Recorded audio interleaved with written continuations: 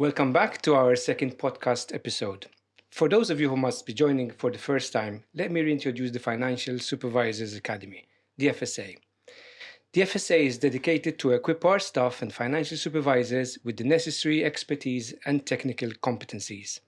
Its objective is to foster a culture of continuous training and improvement where experienced supervisors are encouraged to share the knowledge, ensuring that we stay at the forefront of the ever-evolving financial landscape. By way of an introduction, I am Herman Chapara. My role at the MFSA is that of a head of FinTech supervision. My function is responsible for supervising the crypto assets sector as well as the financial institutions. Today's podcast will focus on the introduction of MiCA, the Markets and Crypto Assets Regulation. With me, I'm very pleased to welcome Dr. Jonathan Gallia, a lawyer by profession, whose name is synonymous with blockchain and crypto assets. Today, he is joining us in his capacity as chairman of the Virtual Financial Assets Business Unit within the Chamber of Commerce, which is essentially the association of the entities involved in the crypto asset space in Malta. With Jonathan, I am also pleased to host my colleague, Camille Pepos, the deputy head within my function, who essentially leads the authorization and supervisory efforts within the crypto asset space in Malta. So, welcome to the podcast, and thank you for accepting my invitation. Thank you. To dive straight into the subject, MiCA is finally here. The wait is over. We've been waiting for it since when it was published, way back in September 2020. Earlier this month it was published. Now it is in force. The wait is over, guys. This is, I think, a historic moment for the crypto asset space. It's going to change everything. It's essentially being marked as the world's first comprehensive piece of legislation that's regulating crypto assets. And it covers the whole region, the whole EU. So my first big question, and I'll start with you, Jonathan, if I may, but Camille, please feel free to contribute. MiCA will, of course, it's a regulation. It will harmonize the treatment of crypto assets across the EU. What do you think? Will this actually harmonize the crypto asset space in the EU? And also, if we manage to do that, do you think it will be taken as a good example and potentially being mimicked across other jurisdictions? And finally, we reach the space of having a global regulated crypto market? First of all, thanks for the invitation, Herman. And let me tackle straight away the first question. As you rightly mentioned, this is, I would say, the first effort in terms of issuing, I would say, the most comprehensive legislative framework ever targeting the crypto asset space. So we are in a bit of a, let's say, terra incognita. And we still have to see what's going to happen in terms of, again, the effect that this will have on the crypto ecosystem within Europe. Now, as you rightly mentioned, it's a regulation as opposed to a directive. And the aim, therefore, is to have a maximum level of harmonization across the European bloc in terms of the issuances, offerings, and also the provision of services in relation to crypto assets. However, MiCA is not the only regulation existing within a European framework. And incidentally, although the definition of crypto assets is wide-ranging and very generic, there are certain exceptions to, let's say, definition of a crypto asset, which are covered under MiCA, most notably of which is the exclusion pertinent to those crypto assets that qualifies financial instruments under MiFID II. And incidentally, MiFID is a directive. So I guess you can see where I'm going now with this. Sure, of course. We still have to see in terms of, again, what will actually be excluded from MiCA scope when it comes to what is qualified as a financial instrument under MiFID. Since the way that MiFID has been transposed by the various EU member states naturally leads to a bit of a fragmented approach in terms of what constitutes a financial instrument in one state and not another. And this is crucial, right? This is crucial because otherwise there can be a scenario, a very likely scenario, where an EU member state can argue that it excludes a particular type of crypto asset from its own implementation of MiCA, When someone else is while actually, someone else actually would say, well, no, we don't agree because that particular instrument, that particular asset is not treated as a financial instrument within that's our not own. a happy situation to be in. It's not a happy situation to But be I in guess at all. in that case, maybe ESMA will kick in and try to sort out the disaster effect that Certainly, certainly. I mean, one clear example which comes to mind are those crypto assets, which serve a particular utility, say a payment utility or governance utility, but then also entitle the holder to receive revenues generated by the underlying protocol. Now, there's an open-ended debate on whether that constitutes a financial instrument or not, since transferable securities grant the right to receive profits and not revenues. We might be splitting hairs over here, but the definition, the list of financial instruments under MiFID is quite restrictive. The devil is in the detail, right? Indeed, indeed. And this may be treated as a financial instrument by some EU member states, but not a financial instrument by some other member states. So what I read from that excellent reply is that, yes, MiCA is great, it's regulation, we need it, it will bring in some harmonization within the space, but since obviously it's working alongside other legislative spaces like MiFID, notably MiFID, and there's, because of being a directive and the way it's being implemented in different jurisdictions, there might be some contradictions coming out in terms of definitions. This is going to be interesting. It's going to be interesting. Certainly will. But for sure, I'm hoping that jurisdictions will come together at ESMA, under ESMA's direction, and we need to sort out the differences, because essentially we need to drive forward in this. I fully agree, and hopefully also there will be some much needed and long sought clarification Guidance, on, I would say, certain instruments like derivatives, which have as their underlying asset crypto assets, but which are settled, for instance, in another form of crypto asset. Since if one takes a restrictive interpretation of derivatives under MiFID, well, one can arrive to the reasonable conclusion that they are not included within the list of derivative instruments under MiFID.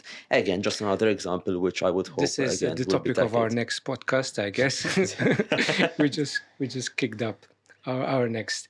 Thanks for that, Jonathan. Would you like to add anything else to that, Camille, or shall we move on to the next question? Yes, I can add a bit. Obviously, the MiCA is layer 1 regulation. Yes, it will harmonize the regulation. All EU member states will have the same. There's the concept of passporting, but of course, full harmonization can only be achieved if all national competent authorities are aligned in terms of approach, essentially. And this is key. We know that there's a lot of area of MiCA that are not in the text. There's still a lot to discuss. And as we said, devil is in the details. So what we're seeing, and we're very pleased to see that, is that both EBA and ESMA have taken a leading role in this harmonization or supervisory convergence, if you were to call it. There's many working groups. We're part of many of them. We're very pleased that we're able to share even our experience and contribute to the discussion.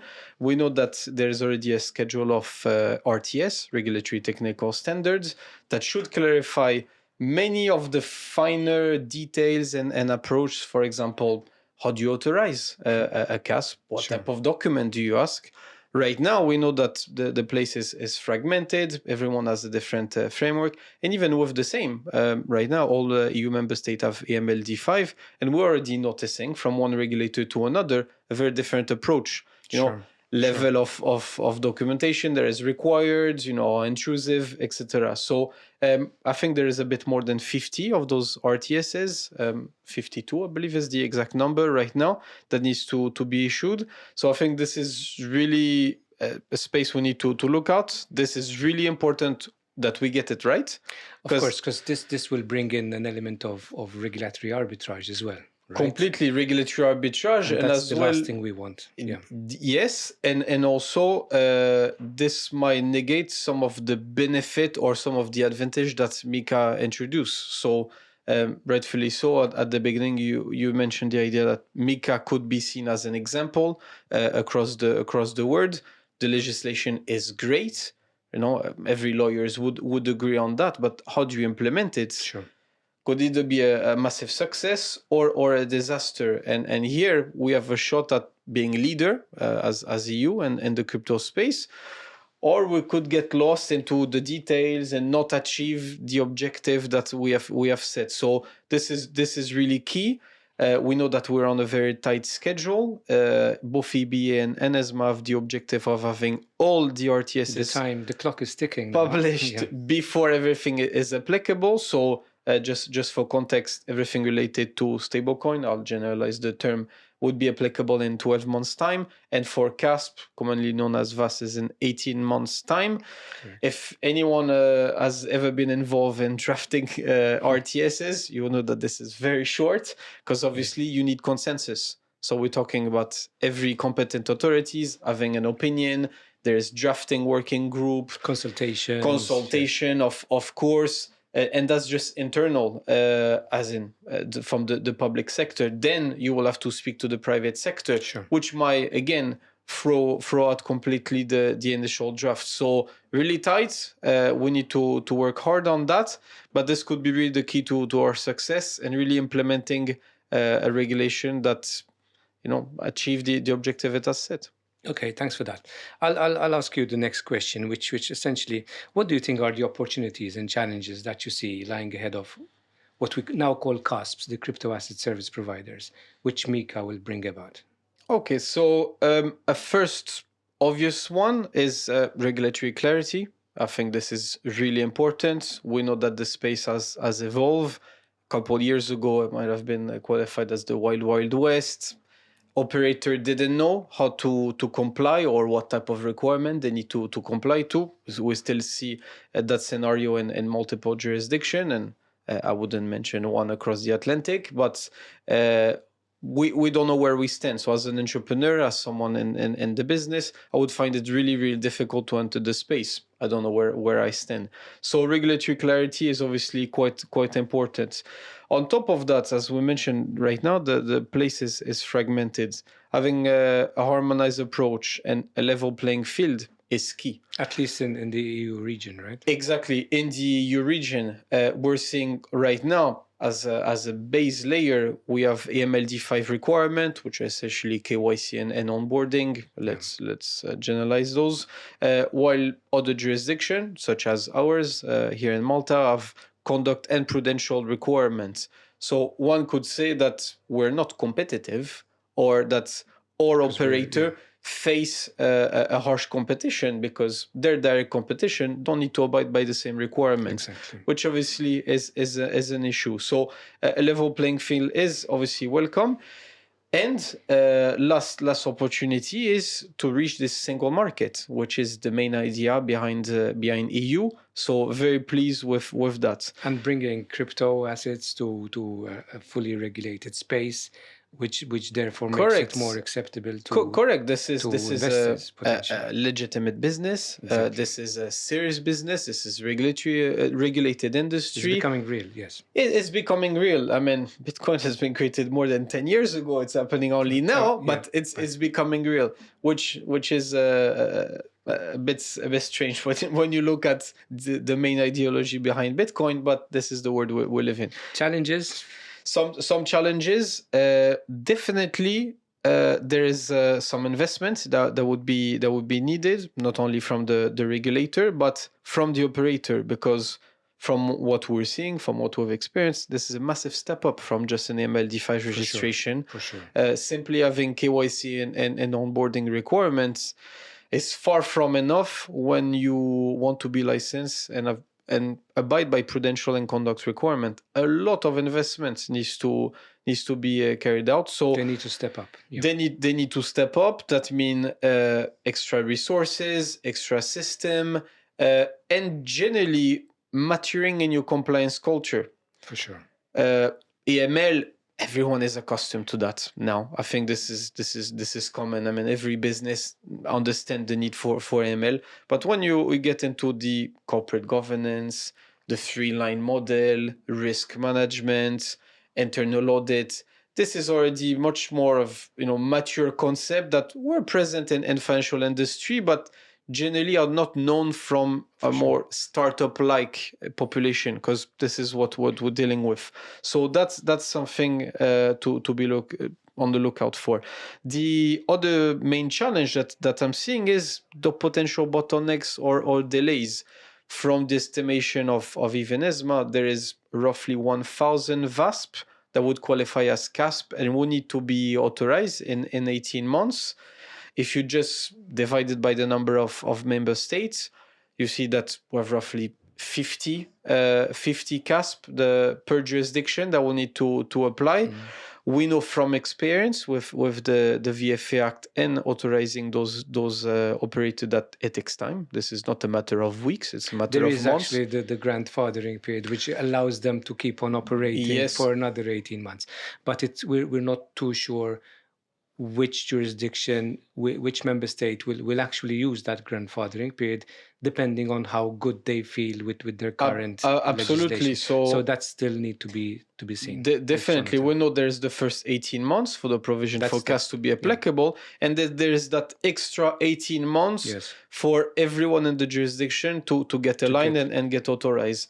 Yet 18 months is very short, because essentially you cannot submit an application before the initial 18 months. Sure. So we're still talking about a period of 18 months to get 50 CASP. Some jurisdiction will have more. Bigger jurisdiction will have 200, 300. It's not going to average out for sure. So Jonathan. Delays, yes. But I'd like to discuss further on this particular point, in fact, because there's going to be a massive difference between, let's say, regulating CASPs under the 5th AMLD regime and regulating them under a far more comprehensive regime, which entails a full license, first of all. Secondly, the requirements are not even comparable.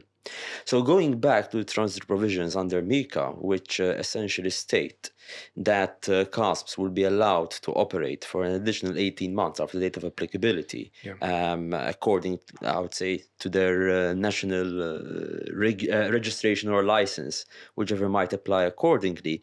It is interesting to know that there is an opt-out clause under that same provision, which states that if member states feel that they don't have a national framework which is deemed to be MiCA equivalent, well, they have the option rather than the obligation, interestingly enough. Either reduce or actually not apply at all. Exactly. Provision. So that would be, we really have to watch out for that, and the CASPs themselves have to watch out for that, because that will limit their space. There will be two options, potentially. Either in the next 12 months, we're going to see certain EU member states radically overhaul their national frameworks in order to make them MiCA equivalent. Or otherwise, they will not be in a position to offer that additional transitory period, that additional grandfathering period. Because if, let's imagine they decide to be cheeky and they decide not to opt out and apply the full transitory period. Well, of course, then the next issue which will arise is that the moment that their nationally regulated CASPs try to passport their services in the 18-month grandfathering period, well, there's a strong likelihood that the host member state, the competent authority of the host member state... I believe they cannot use the passporting capability if they are not licensed properly under MiCA. So within that transitory period, I don't think passporting will actually apply. This is our current interpretation. We looked at it because we thought of this exact point of saying, right now there's different national regime. Why would a CASP under a different regime be allowed to passport in? Or current interpretation, again, might be subject to changes, is that to passport, you have to be licensed as a CASP. To be licensed as a CASP, you have to go through the authorization and whatnot. The grandfathering should not include passporting requirements, so it should be just to stay within your national... Then again, to add a complication to that scenario, Camille, let's not forget that most VASPs are registered in different member states anyway. So does it mean they can still keep operating in different member states with their MLD5 registration under the transitory period concurrently? And that's almost equates to passporting, right? So again, not an easy one. It's the interpretation is not that clear, because I think there are two different schools of thought. The one which you just propounded, because essentially the definition of a CASP does state that they need to be licensed in accordance with the relevant provisions under MiCA. But then again, the transitory provisions are at the very end, and typically the interpretation to a law is that let's say that which comes afterwards tends to let's say take precedence over that which comes before. So this is something we need to clarify going forward. For sure. I mean, this might be a bit selfish of us, but in our opinion, you should not be able to passport if you're just on the national regime, because there again, there's not a level playing field. It's absolutely not equivalent. I mean, passporting, the principle behind is you're regulated the same as me, and I feel confident you providing services. I think that will go against the whole concept of having an EU-wide regulation. Still, I would say that those member states which have a national MiCA equivalent framework will be able to apply the so-called MiCA light licensing process that is afforded under the transitory provisions in a much more rapid manner than those which do not. But how many jurisdictions have a MiCA equivalent? not too many. Not too many. But I think this is being tackled by ESMA, and ESMA is already sounding member states to understand how the next few months will evolve and how the scene will act out. On that, actually, because that very point was made during multiple working group, and we've seen ESMA actually going on the data collection and issuing survey and say, okay, if you think that you're MiCA equivalent, show me. And every NCA had to answer and say, those are the provision, this is how I implemented those type of requirements. So we feel pretty confident with our own framework, but we'll have to see. We're not the final decision maker. We're hoping that passporting will not be available to the grandfathering, but we have to see. I mean, time will tell, literally. Okay, let's move on. I'd like to bring an element to. So we've discussed about opportunities and challenges. Let's bring it back to Malta. Of course, you well know that we do have a local regime here. We've been using what we call the VFA framework, the Virtual Financial Assets Framework, since November 2018. So what benefits do you think Malta will be able to offer to the industry upon MiCA's applicability, the time frame that mentioned by Camille? What benefits do we offer as a jurisdiction to these players? All right. I'll speak about the legislation and the regulator, and Jonathan might be able to speak about the industry. From the public sector or regulatory framework, of course, I cannot emphasize more that the VFA framework is MiCA equivalent. If not, certainly would interpret it as VFA. The VFA Act is even more stringent than MiCA, and we've seen it's that based on MiFID, both they share the same principle. Yes. Exactly. So sharing the same roots, sharing the same concept, the same type of services, the same treatment of crypto assets, even in terms of asset classification. So we feel very, very confident that we're there, which obviously means that we can draw from our experience as regulator, authorizing, supervising, and of course, our industry of locally licensed VFA service provider. For the sake of our audience, maybe in 2 minutes, run through what we've done over the last 4 years. Of course, I'll try. So, 2 minutes, 4 years in 2 minutes. Very tough. So November 2018, VFA Act was enacted with a 1-year transitory period. November 2019 was when we first started receiving application, or at least operator expressed an interest in applying. Throughout 2020 is when we actually looked at all those applications. So see, there's a delay, quite a lot of documentation. And you mentioned, to tie it back to your previous point, on the delays. Roughly, on average, how much time did we take to authorize, for example, an exchange, a crypto exchange? So I would say from... Because this will reflect to what might happen going forward. Yes, of course. I would say from the submission of a complete application between 6 and 8 and 9 months, something like that.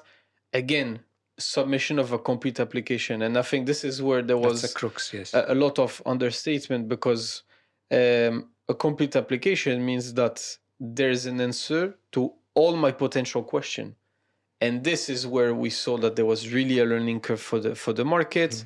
It's, of course, my business plan. It's, of course, whose individual are going to be behind. It's all due diligence documents. So it's really a lot. And if you've never been accustomed to the regulated industry, this is a massive gap. And let's face it, the chances are that most CUSPs are technology companies, right? Of course. Not used to traditional financial services completely. And we've seen that certain of our question, because the VASP didn't have answer, they needed few weeks to digest, speak to qualified professionals such as Jonathan or other VF agents, and say, okay, what does the regulator want here? I'm not necessarily understanding what, we're not speaking the same language. So that took some time, quite a learning curve.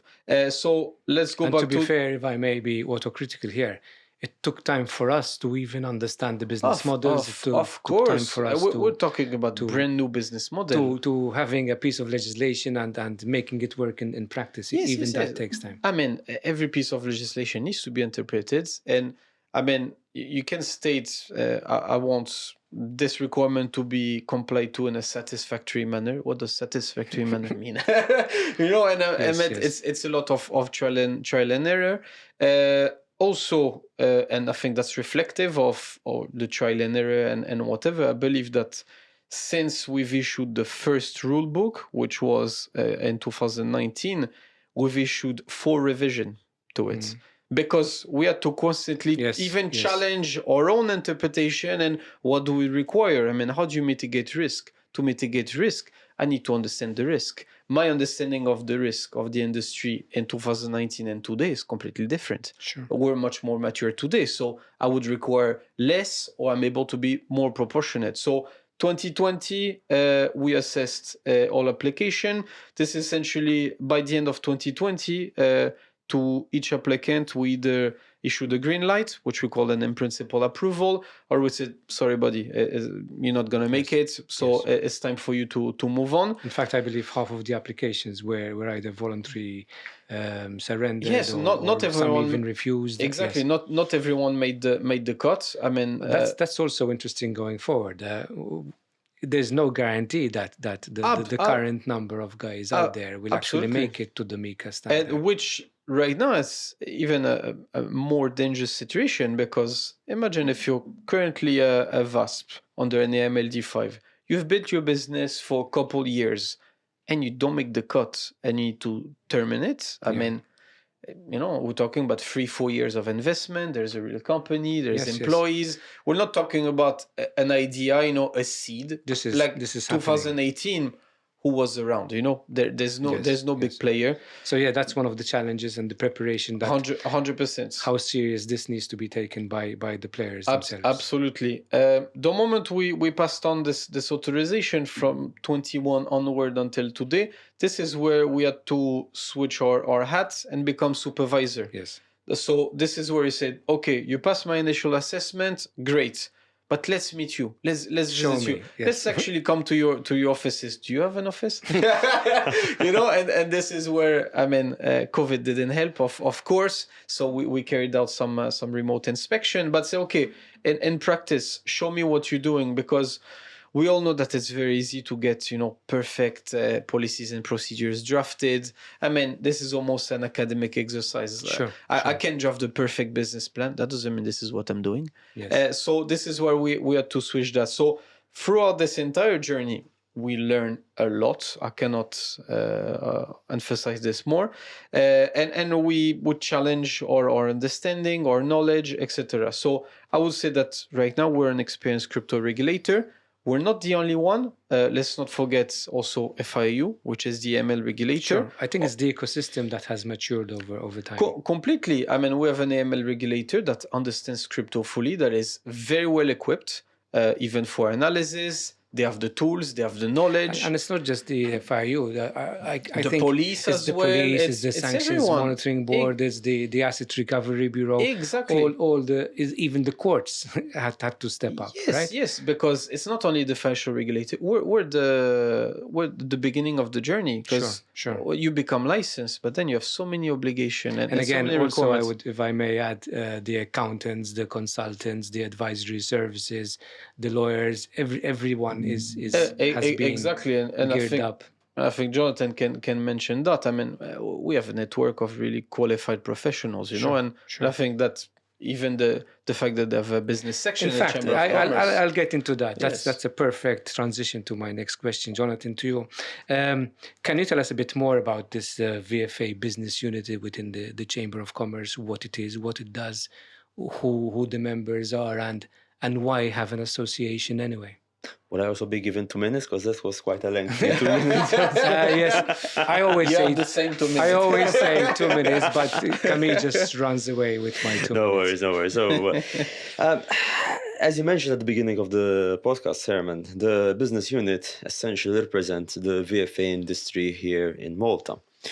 And representation, I would say, is particularly important because, as you also rightly mentioned, this is pretty much a new industry altogether. Some liken it to the financial services industry, but there are some key differences, most notably of which, of course, is the use of the technology within the crypto asset ecosystem, which is, I would say, quite different to what we have been used to date.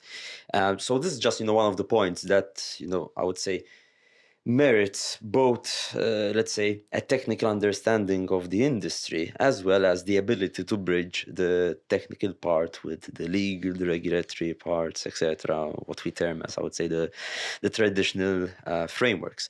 And through the representation of the industry, we have been able to, for instance, voice any concerns, any questions of the industry in more of a holistic manner rather than more of a fragmented approach. Because ultimately, when there are certain, let's say, perhaps issues which are voiced in a different way, or perhaps some voice them and some don't, then that leads to an altogether fragmented view of the industry itself, which does not lend itself to helping the industry progress itself further and grow within a mature And I would environment. say this industry does have its own unique specificities and needs, which not necessarily everyone understands as well. No, certainly. I mean, let me perhaps, bring to the fore a bit of a silly example. Let's say that there's a particular VFA service provider which wants to offer staking services to its own users. Now, right off the bat, one might question, well, are we referring to staking in terms of verification, proof of stake systems? Are we referring to staking more in terms of deposits by users, which then have interest accruing on them? And as I said, this is just, one slight example, but ultimately it does lend itself to potentially different interpretations. And it's best if there's a unified voice, or perhaps a singular representative, which is able to bring to the fore this particular topic and have it discussed with the different supervisory authorities, be it the FSA, be it the FIU, be it other authorities altogether. And from, if I may add to that, from our side, being the guys doing the regulation and the supervision, it helps us to have one single point of contact as well. And we've used the business unit on many occasions when we had to, because of something happened, whether it was sanctions kicking in the crypto space last what was it, March? Yeah. It's really important to have a go-to place, really easy, get the guys together, discuss frankly with everyone, reach consensus, plan a way forward. So being organized does have its good points, and we really enjoy working with you, and I think it's super beneficial to both sides. So The feeling is definitely mutual. And in fact, to add to your point as well, the reality is that this is such a fast-moving industry, as well, especially when there are, I in would a say, way, let's call them favorable market conditions, that it evolves almost on a daily basis. And we need to learn together in this as well, because definitely it is, you mentioned in the beginning, this is a new territory. It's a new world out there, and we're every step we make, we're discovering new nuances and opportunities as well. Okay, let me move on to my next question. MiCA will also extend potential usage of crypto assets to already licensed entities, traditional entities like investment services providers, credit institutions, financial institutions. What's your take on this? Essentially, MiCA allows these license holders not even to reauthorize themselves, just notify, and they could start meddling about offering services in the crypto space, potentially a space that they're not used to or they used to hate up to yesterday, right? So what's your take on this? Do you think it will happen? Do you think they will actually take on the challenge of crypto assets? Will it evolve? Will the sectors suddenly collide and align and become one? Because this is interesting. This is like taking crypto assets to the next level. So, this is for both of you. So potentially from a regulatory supervisory perspective, but also I think more interestingly from a market perspective as well. All right. So there's many advantages of those exemption and whatever. Most notably, the ability to offer a new asset class essentially with your existing license. So what that means in practice is that a lot of our traditionally licensed operator are able to develop a new product line, offer new services to their clients, new revenue stream, etc., without the need of creating a completely separate legal entity, having a new setup, which we understand might not be viable from a business perspective. So we know that in the past some traditional player might have been interested, but cost benefit analysis and say, does it make sense for me to create a brand new setup? No. So they might have shied away from dealing with because that we did have the segregation of entities and requirement in Malta. Yes, but even because those services were not possible with their existing. For sure. So for sure. in all cases, they needed a new structure, Correct. which involve a lot of operational issues. So that's great. We might see some innovation, we might see some surprise. I'm hoping some of the incumbents saying, hey, this crypto seems to be suddenly a change of heart, and especially the banks who have been traditionally very much keeping hands off the crypto space, suddenly becoming crypto guys themselves. Yes, definitely, and that introduces also some other benefits. We know that crypto is a profitable business. There's a reason why there's so many people in that industry. So could that help boost a company's profitability? Could that help a company acquire new clients? There's a lot of benefit. If you have a bit of a traditional operation, we know the competition is harsh. We know in certain segments, your margin are very low. By developing a new crypto service, can your business benefit from it? Yes, of course.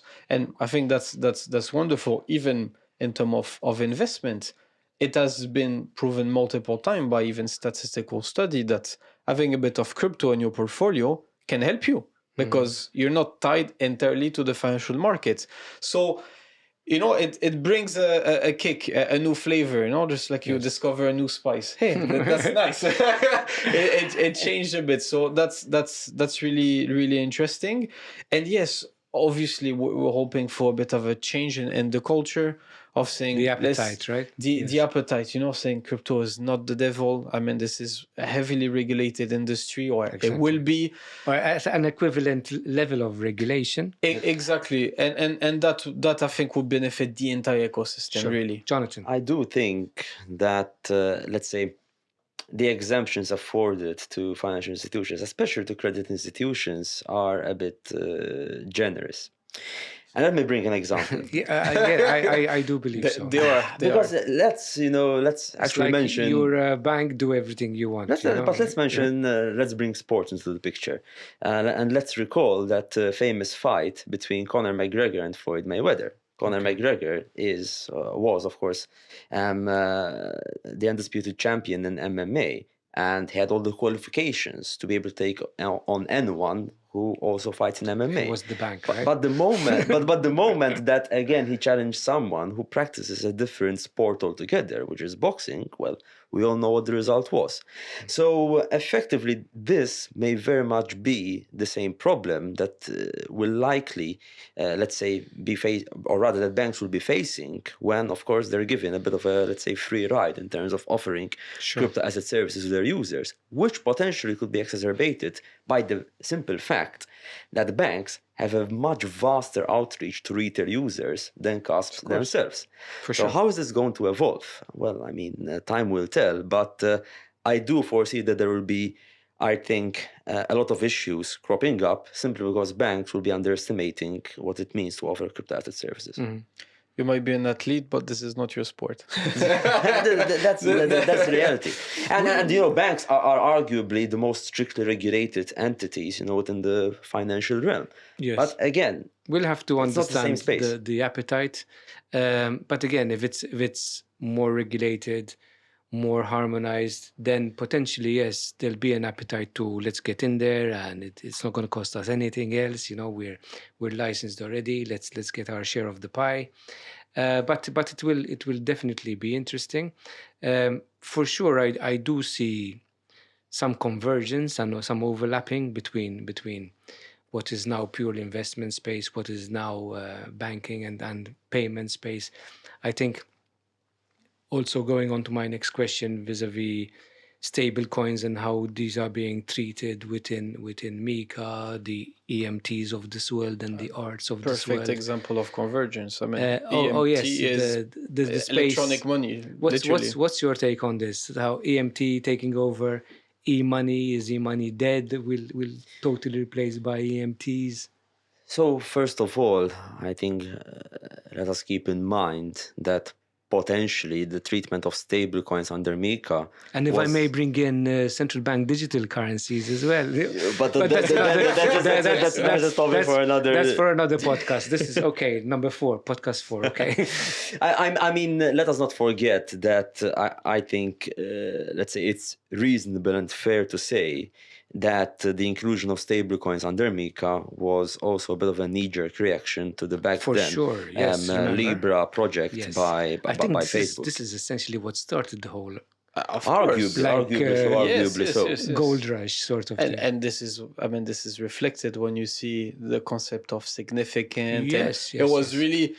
Let's make sure we don't have a very big player that comes in that will take over. And in fact, testament to this is that apart from the treatment of EMTs as essentially electronic money, let's keep in mind as well that there are some pretty significant restrictions on ARTs, asset reference tokens, and if they exceed these particular restrictions, well, one of the actions that needs to be taken straight away is to stop the issuance of these ARTs, which is a clear shot across the bow to, let's say, stable coins, and if I may add, also a bit of a favorable treatment to the incoming digital euro as well. Definitely. We cannot comment too much about that. That's politically sensitive, I would say. But yes, it's because it's the challenge to the status quo, right? To the sovereignty of the euro and financial stability and things that go well beyond this podcast. But yes, we're going into again uncharted space. And these are the brakes being applied by the law to make sure that we don't lose the balance here. In fact, I mean, then from a completely different perspective, the industry did not help itself much. I mean, again, I think it's pretty much fresh in everyone's memories. We've had a few failures, yes. There was the UST failure of Terra Luna. And this, in turn, I would say, harmed greatly any, let's say, faith that there was in the so-called algorithmic stablecoins. Correct. Which, in fact, because even the timing, as it happened, I think the evolving ecosystem with Terra Luna, with the FTXs of this world, we were actually like checking, would this happen with how will MiCA react to this kind of scenario? But the thing is, would this have happened under MiCA sort of thing? Possibly the way that stablecoins have been both classified and regulated. I mean, one point which comes to mind, for instance, is that reserve assets can only be invested in financial instruments, which automatically greatly restricts, let's say, any kind of innovation happening in the stablecoin space within Europe. Because especially if we're going to be talking about algorithmic stablecoins, I think that if we are ever to achieve, let's say, a working algorithmic stablecoin, then essentially, especially we're talking about the reserve assets, they also need to be likewise digital. Because the moment you introduce, let's say, let's call them that physical reserve assets, well, you're greatly reducing the chance of that algorithmic stablecoin working as it's meant to be. It's almost impossible, yes, for sure. We'll have to see really securitization taking a leap, because right now we're not seeing that. So yes, the moment that capital market are fully digital and on DLT, we might see that, where say, okay, I'm able to invest in a financial instrument, but it will have to be on DLT because it doesn't work out for me. I mean, otherwise, how can they work? That's the direction, right? Arguably as well. I don't know whether this was intended or not by the legislator, but this may also potentially open up the door as well for tokenized financial instruments, which are not, however, regarded as financial instruments. Because if you have a crypto asset, which is either an ART or an EMT, but then the reserve assets are invested in financial instruments, and somehow its design is that it doesn't classify as, let's say, a derivative, then in that case, we have actually a crypto asset which falls squarely under MiCA, but then the reserve assets are financial instruments. Yes. What's going to happen over there? Is that an intended consequence? So I think there's, of course, pleasures yet to come, but... Yes, let's for sure, this is MiCA version 1.0. It's I think a solid attempt of getting things together, but it's 1.0. We'll have to learn from it, from what has worked and what has worked less, like PSD2 review. I mean, and that's in a space that we know so well. That's a space that's been evolving over time. But it's payments, something that we're very much used to, let alone the space that we're talking about right now. So, okay, guys, we've talked a bit about MiCA, where we're going, and the effects. Camille, back to you. MiCA and the MFSA, how are we preparing for this implementation? We've already discussed that. Okay, we're maybe in a pretty good place because we've been blessed or unblessed with being one of the first jurisdictions to have, let's say, a fairly equivalent framework in place. We've been playing with it for the last few years. Are we good to go? What are we doing in terms of preparing ourselves, preparing our license holders, preparing for the potential influx of applications? Where are we, and how are we dealing with this? I wish we were good to go. That would make Don't give out too many secrets. Okay, that would make my life a bit easier. No, we're in a good place, but there is plenty of work to be done. What we don't want is that we rest on our past achievement or past processes and lose that competitive edge. We're in a good position. If we want to maintain that leadership, let's call it this way, we need to continue. So first is from a regulatory perspective. We carried out a gap analysis, quite a thorough one, almost line by line. MiCA is close to 500 pages, so That's a lot of lines, yeah. So it's a lot of lines. So you can imagine the work that the one behind it of saying, okay, VFA Act, MiCA regulation, how do we tally? What's different? Because obviously today we have licensed VFA service provider. Tomorrow will be CASP. What do they need to change? I mean, just to answer that simple question. So what do we need to change to get them there? Of course. So that was the first that gap analysis. I think we publicly shared that we wish to become closer to MiCA and certain policy with our current framework. Correct, with our current framework, which is the VFA Act, VFA regulation, and the rule book. So there are certain tweaks that we can make. Obviously, those are policy decision, way above my pay grade. But we can propose saying, hey, why don't we bridge the gap? Why don't we align? Well, now there is, right. It's in force, right? There is. We know exactly what Europe is doing, and it would be rather strange not to align to what Europe is saying anyway. So because this is the benchmark now. So let's fix our little gaps. We know there's a time limit to our own framework. I mean, it's going to end. It's going to be repealed. So yes, this is important. Essentially, it's quite obvious, but we might as well say it here, that the minute that MiCA becomes applicable, I think 30 for caps 30th December 2024. So that's a pretty, while we're all drinking for Happy New Year, we'll have the first application coming in. That's the minute that the what we're calling MiCA MT comes into force, becomes applicable, and that's the minute also that the VFA Act is repealed. No year, no framework. Completely. 25. The timing. the timing is quite interesting. Yes, essentially, that would be like a Christmas gift for all regulators. Big bang. So yes, so.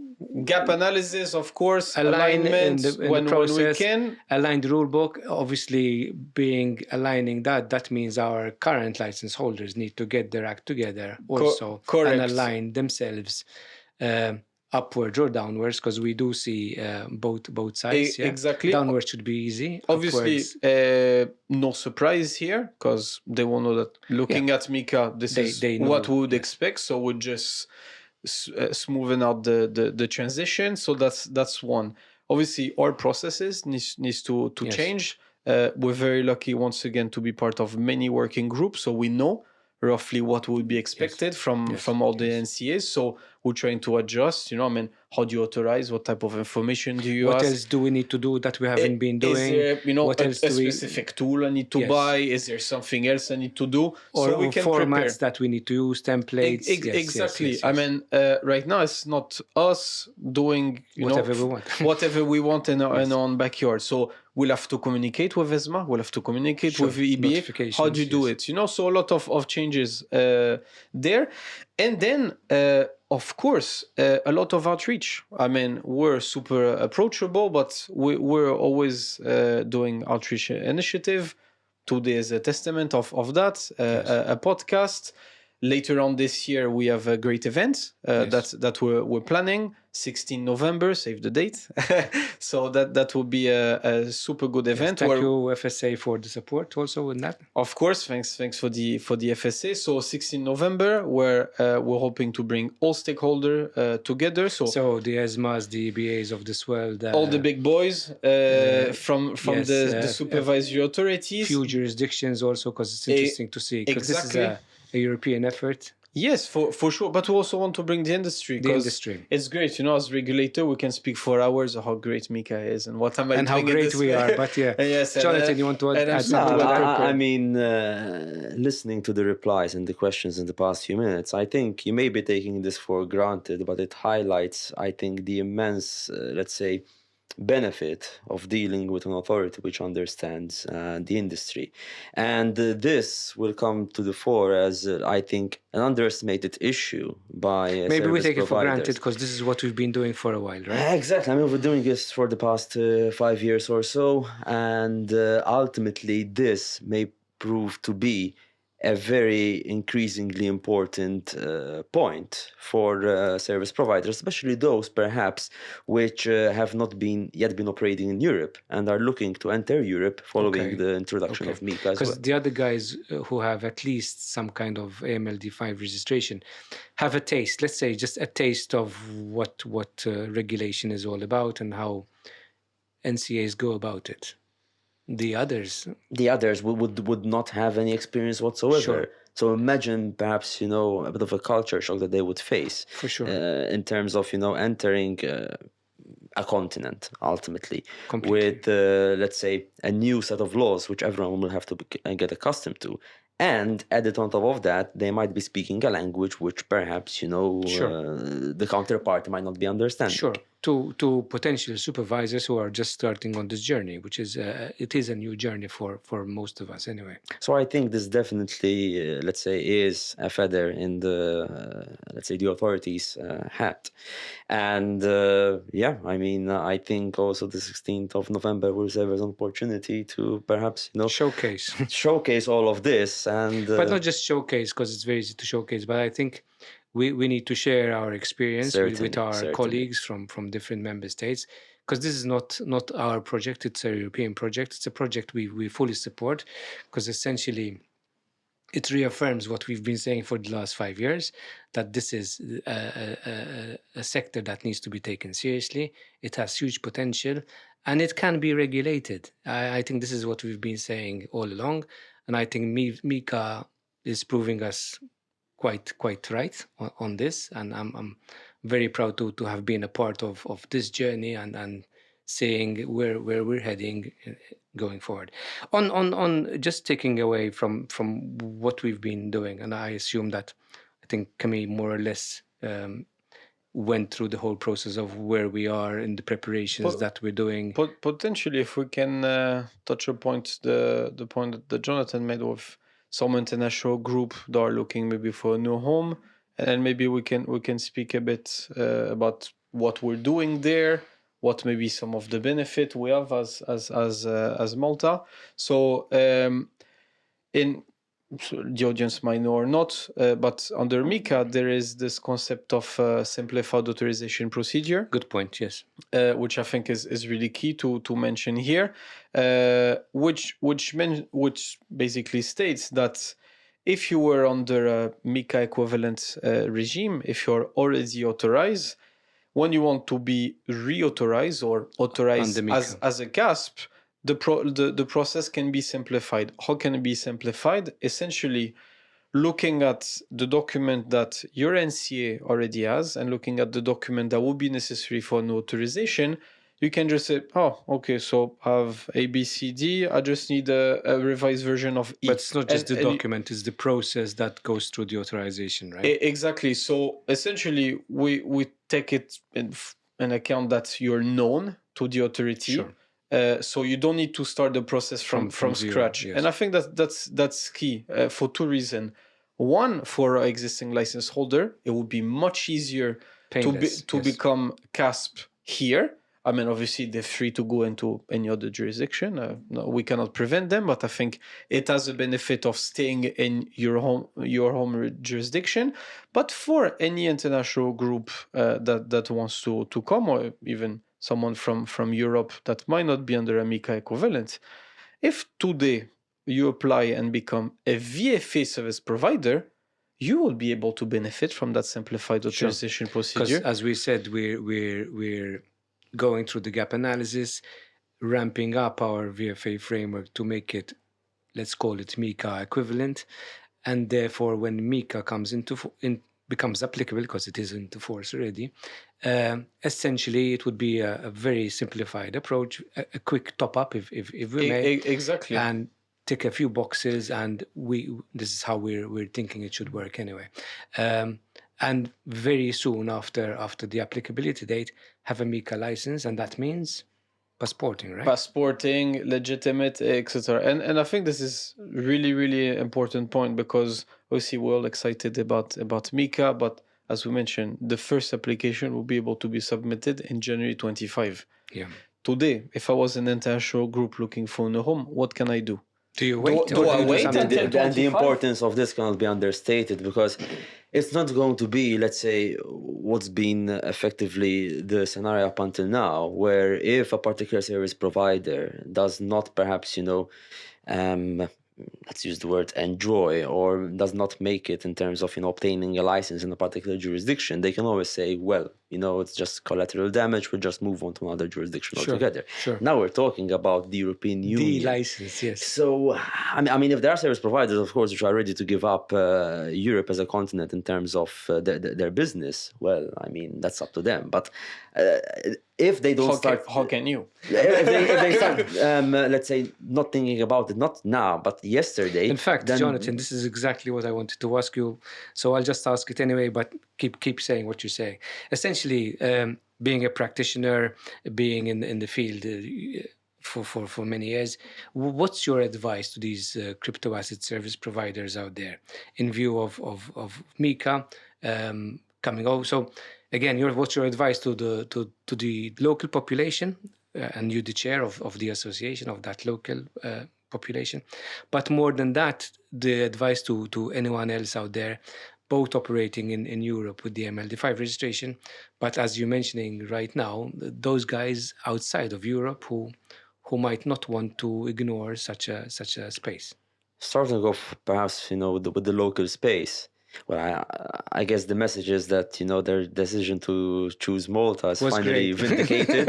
Because, I mean... Yes, you made the right choice. Ultimately, I mean, Malta was the first EU member state to introduce a comprehensive framework regulating crypto assets. Correct. And back then, perhaps there were some comments that the framework is excessive, too restrictive. For sure. But now, I think of that course, was the general criticism, right? Certainly. But now I think definitely they can, turn back on their criticizers and say, well, I mean, we were right in choosing Malta all along. So, yes. And see the benefit of all the investment, because obviously stringent requirements come with cost. So you didn't spend all of that money developing all those processes and getting all those tools for nothing. Because let's not forget, and this is what I mentioned of this step up from AMLD5, the current companies right now in AMLD5 will have to spend a lot of resources, time and money, and it's not to just get the money. If that investment has already been made, it's the effort and getting it right, because you can throw a lot of money not just at that, finding the right but people and building the processes and the frameworks. But also those entities or service providers which have never undergone a full licensing process have no idea what's laying in wait for them. Yes. Especially if they're going to be dealing with an NCA, which perhaps has never regulated crypto assets also to such an extent. Double-edged sword, limited right? experience on both sides. So that's why I mentioned that if they are seriously considering either the initiation or the continued provision of services in Europe, well, the time to act was yesterday, not today, but yesterday. So is that your message? You're already too late. You should really start thinking. And if they haven't started thinking, then it's not even an opinion. I think it's a fact. They're definitely late. Especially the timelines that we mentioned already, the 6 to 9 months licensing of time course, frame. Yes. And the average you mentioned, imagine you don't have one, but an NCA could have 20, 30, 40 applications, even hundreds potentially, and being processed by a team with very little experience. Yes. It takes me back to 2020, right? When we were starting our work at both of us joined more or less the same time, but specifically for this project. Of course. And it was difficult. Of course it was difficult. I mean, we're very lucky that we're super driven. There was a push, so we were supported. So this is how we made it through. But another NCA that maybe is not equipped, doesn't necessarily enjoy or has a risk appetite toward crypto, because I mean, some NCA, I'm sure, are not happy with MiCA. I mean, some NCA are not interested at all in crypto, so they will not make any efforts to speed up things. They might actually either reduce or actually opt out of the transition period and say, no, I don't want anyone doing crypto in my jurisdiction. So you'll be authorized when you'll be authorized. I mean, it's always a privilege. So this is interesting, how the scenario will act out. So the advice is And let's also not underestimate Act. the potential issue that will certainly arise, I would say, that they will be asked to ramp up their operations, including employing competent personnel. And the There's gonna talent be a pool within the crypto scarcity. industry The is talent already pool quite is what limited. it is. For Yes. sure. So that's why I said that essentially, yes, I mean, No, I they should need to already act have. immediately. I should already have the application on my desk. If you're serious. Ideally, yes. Good.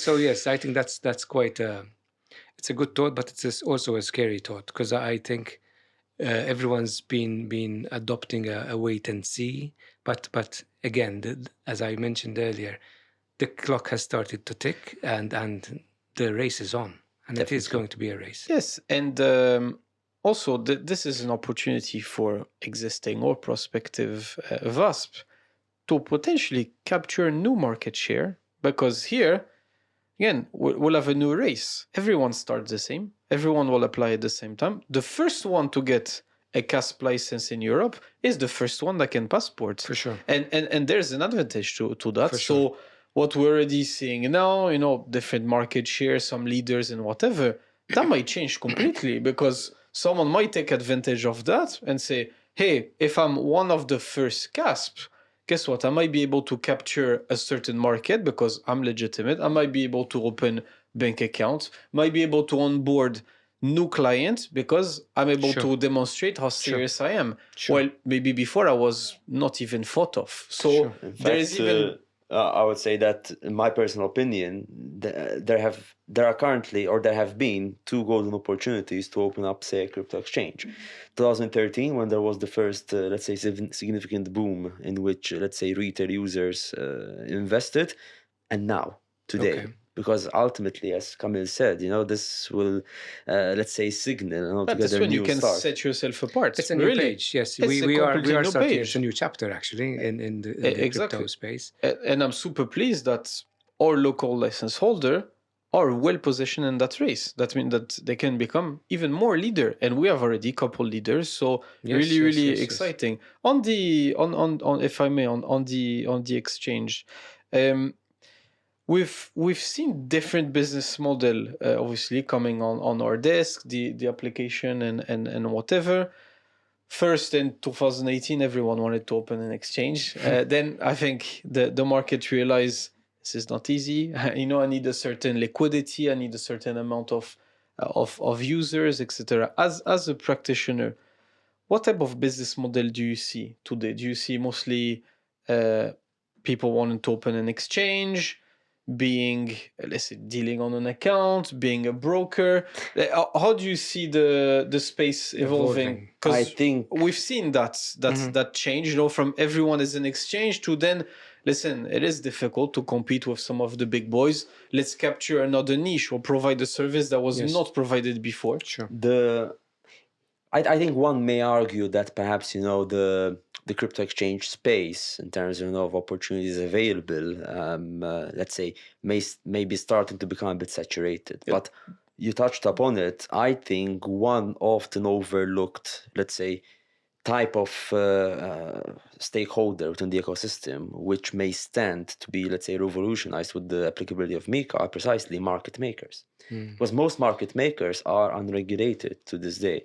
And I think what we have seen happening to crypto exchanges in terms of them being pushed towards, let's say, more regulated postures, let's call them that. I think the same thing will happen as well with market makers. And we cannot underestimate the important role that market makers play within the ecosystem. Because without liquidity, you don't have business. And market makers introduce much of the liquidity that we see on the platforms of CASPs. So I think that perhaps, if I may, nuance my previous comment a bit further, maybe now is the right time to think about, opening up a regulated market making business.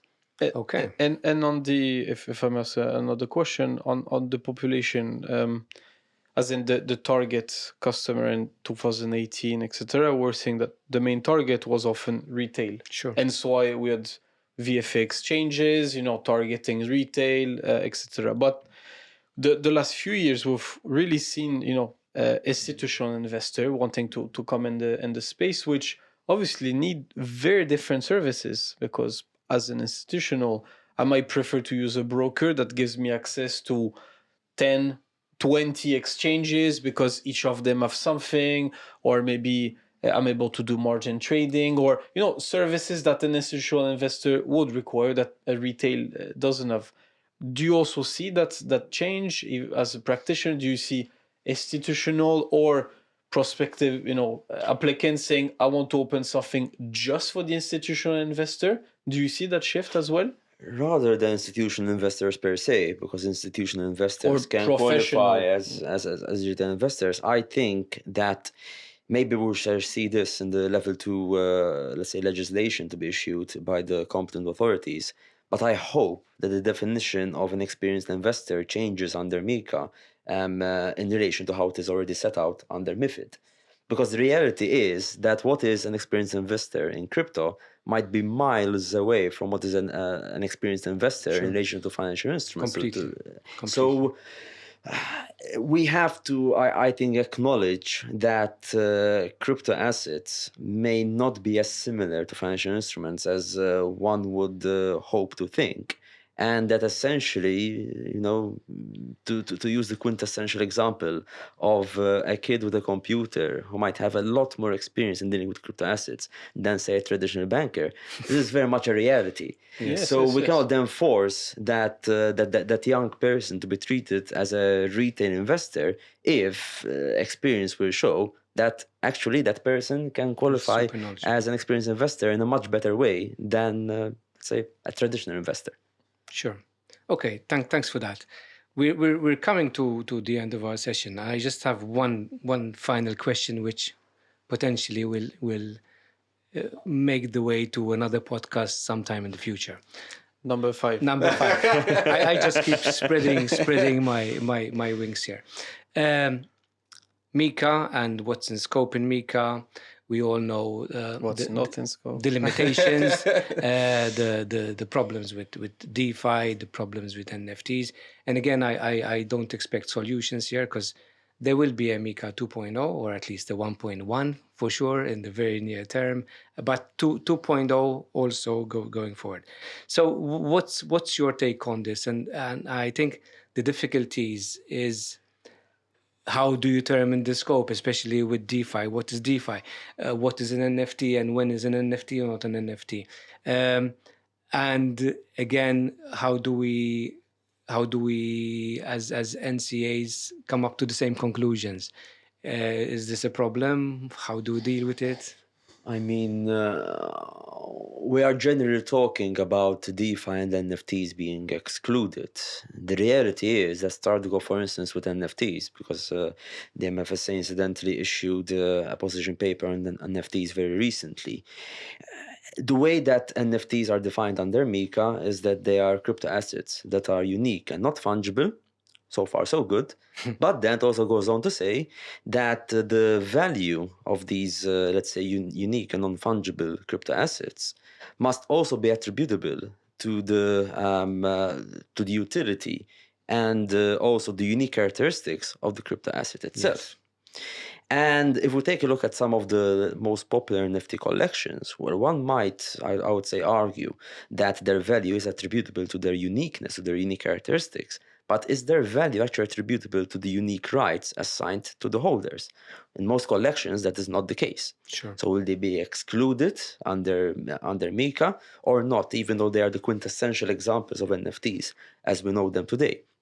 Again, not an easy question, and there's no real answer. I think the utility argument. I mean, right now, most of the NFTs don't have any utility. I mean, this is almost an investment vehicle. Yes. It's collectible. Digital artwork or collectible. It has how you want utility to call for it. me because it gives me pleasure and yes, I own it. I hope it will. The NFT space will evolve beyond the digitalized apes and and aliens. But again, we have to face the reality as it is today. Most NFTs are actually digital representations. And again, I think MiCA will address it on a case-by-case basis because there's always that. But again, a very grey space. And I think a lot of discussion needs to be taken. It gets even grayer in relation to DeFi because the exclusion... Who's responsible at the end of the day? If I am to give perhaps a personal interpretation to the exclusion, which again excludes services, when they are provided in a fully decentralized manner without any intermediaries. Yes, fully decentralized manner. The reality is that full decentralization is a myth. It does not exist. Yes. So what is actually meant by the legislator? Does the legislator mean that effectively, let's say, the provision of services is beyond anyone's control and that there are truly no intermediaries involved? That is a more plausible interpretation. But again, it is just a personal interpretation. And one cannot deny that the DeFi space has grown tremendously in the past few years. And having this kind of uncertainty, I think, would potentially, harm the prospects of the European Union in progressing further in DeFi. Because actually, while some other jurisdictions may have been seen as leaders on crypto assets in different areas, actually in DeFi, the EU is already a leader from an industry perspective. So we wouldn't want to lose the lead on this due to this, let's say, and uncertainty. unfortunately, as I guess as it always happens, legislation is always playing a catch up to the actual real world out there. And let's not forget, this is version 1.0. I think it was a brilliant attempt, and well done to everyone who contributed to it, including our VFA framework, I guess, somewhere along the line. And we do expect it to be refreshed very soon because, as you're saying, DeFi is becoming a more... it cannot be ignored anymore. It cannot be ignored. It's there. It cannot be out of scope, or because it is one big space that also needs to be somehow, again, I'm not sure how, but somehow regulated and bring in the controls and the assurances that MiCA is bringing into the normal space of crypto. I think similar to NFT, I think DeFi needs to mature a bit more because right now it's really difficult to put your finger on the exact services and how it works. Because obviously to develop a regulation, you need to have a very good understanding. I mean, when you look at the operation of a CASP, it's been a couple of years. It's around. You can identify the services. You can say what works, what doesn't. Although there are other services which are not captured by MiCA themselves, which even there we need to spice things up. NFT is a technology. This is all it is. How I'm seeing it, But how do you use it? How do you apply it? And whatever. This I think needs to mature a bit more. Same thing with DeFi, because I think there's a lot of confusion when you're talking about DeFi. A lot of people confuse it with even decentralized organization, and I'm DeFi because there's not a centralized entity behind or whatever. I think we need a bit of maturity in the space, because to me, most of the DeFi operator out there, are identifiable legal entity that provides services. Yes, in an innovative manner, but you're operating a trading venue. You're providing, reception and transmission of orders. So the fact that you call yourself a software company and not a CASP, this is not enough for me. If you use the term DeFi to escape regulatory capture, then ultimately, that is... It's not going to work. It's not going to work, and that's the way it should be. Yes. But I would say that conversely, if, let's say, you have simply deployed a set of contracts, some coding onto a blockchain, and then it's running on its own steam, and you may perhaps play a part in terms of updating that code accordingly from time to time. Are you responsible? Should you be responsible for that? And again, the jury's still out on that, so we shall still be seeing what will happen because on that. Then we come to a place where we say, okay, code is low. Should we look after software developer? Should they be responsible? And also, there's a whole thing. But AI will solve all this, right? Yes. That's another podcast for you. 2023 highlight. Okay, guys, I think we are running out of time. Any final comment you'd like to make before I thank everyone for being with us? First of all, I would like to thank you and for this invitation. It's been an absolute pleasure. And I guess my final comment is that it's going to be act now, and also that's going to be a very interesting, 2 to 3 years ahead. Far more perhaps, interesting than what we have encountered to date, especially from a regulatory perspective. For sure. I subscribe to that view. Camille? Cannot agree more. I mean, we're on the cusp of really historic moment in the EU. We can become leaders, and I think that's really, really exciting to be in the space, or even to think of being in the space. And I'm thinking of the future generation here. I mean, if I was a student of someone looking at a new industry or or a career, I would seriously consider this industry, because this is not the Wild West Maybe anymore. join our team as well, right? Let's have vacancies. Let's put in a free advert. But yes, but I think that there is now what was a niche before, really, but regulatory affairs in crypto. It's this becoming is mainstream, now, right? A really, really serious thing. I mean, before you could count, on one hand a crypto lawyer. I mean, on LinkedIn, there's a ton of them, because that's the hype. But sorry, Jonathan, but he's a real crypto lawyer. Thank you. But yes, I think there's a career. So for someone that is interested both in technology and regulation, financial services, this is a niche that I would pursue, because you will have work. This is only starting. I mean, what's currently the crypto is very small. One key figure to highlight that: the total crypto market cap is under 2 trillion. The market cap of Apple, so one share on one stock exchange, is 9 trillion. Crypto is a drop in the ocean. Sure. So we see, Bitcoin 30K, 60K, this is nothing. When you compare to the real capital market or financial services, crypto is still a baby. So this is the beginning. Yes, what if crypto as an entire sector reach the market cap of Apple? I mean, we're talking, which is doable, right? Yes, I mean, we're talking about a 4x. And then sky's the limit. So I think this is really an interesting industry to be in. Plus, since the industry is becoming regularized and more traditional, or at least we're adopting the traditional principles to the industry, yes, all the supporting services will kick in. All the and this is AML, where compliance, the real money pours managers, in. The advisors, the institutional investors, smart money will pour money in when there's regulation. We're seeing, look at even in the US.